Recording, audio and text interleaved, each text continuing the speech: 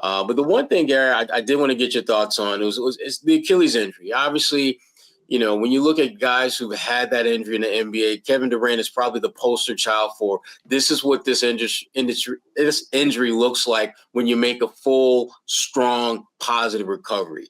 But what part of Jayson's game are you most concerned with that may not necessarily come back at the level it was pre-Achilles injury?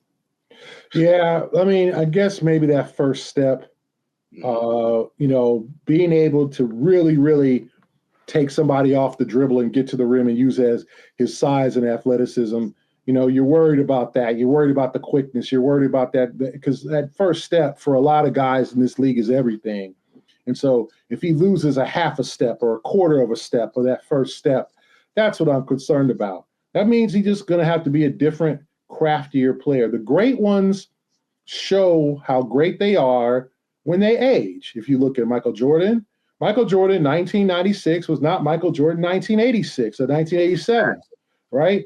He was a different player. He learned how to shoot the mid-range better. He was more of a guy who got to the free throw line. There was times, he would still dunk on you and get, LeBron James at age 36 was not the same as LeBron at age 26. LeBron became a better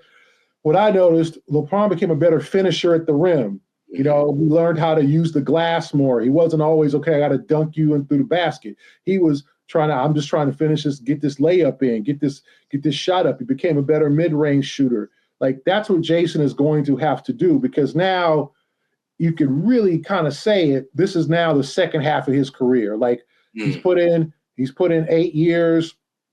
He's done 8. Okay. You assume, okay, is he going to play 16? That's a lot of years in this league, right? So you got to think Jayson is on the back nine. I'm not talking about that downside. I'm talking about on the second half of his career.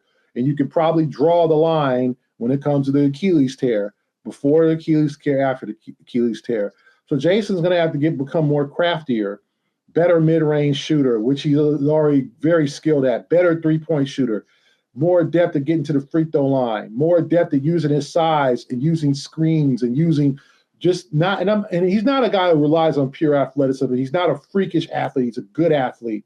But I just think little things like that are just going to have to improve the mind game, like Kevin Durant. Like, if you look at guys in their second half of their careers, Dwayne Wade's and guys, Carmelo, like, they were able to find ways to get their shot off that wasn't necessarily either, athleticism or jumping higher than the defender. And I think that's what Jayson is going to have to do. This is going to be a new challenge for him, and he wants to be considered one of the all-time greats. He wants to be considered one of the greatest Celtic of all time.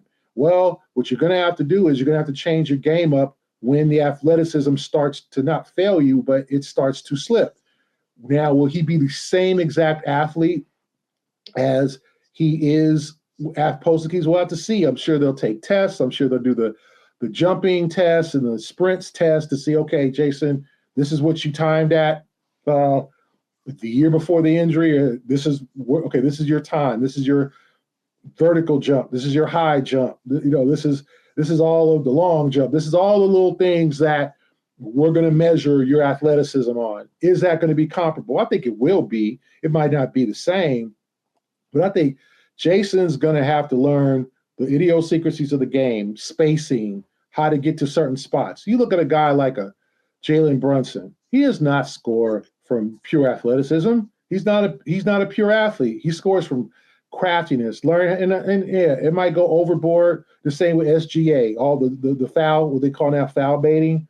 But that dude has become a great player from the mind, from using your athleticism against you, doing the pump fake and getting you in the air and making contact, using angles. That's what Jayson is going to have to do. And that's what he does now. Jayson's a student of the game. It's going to have to be more, because if you look at the great players of our game, I look at Magic Johnson, 1991, leading the Lakers to the finals, right? Magic was 33 in comparison to Magic from 1984.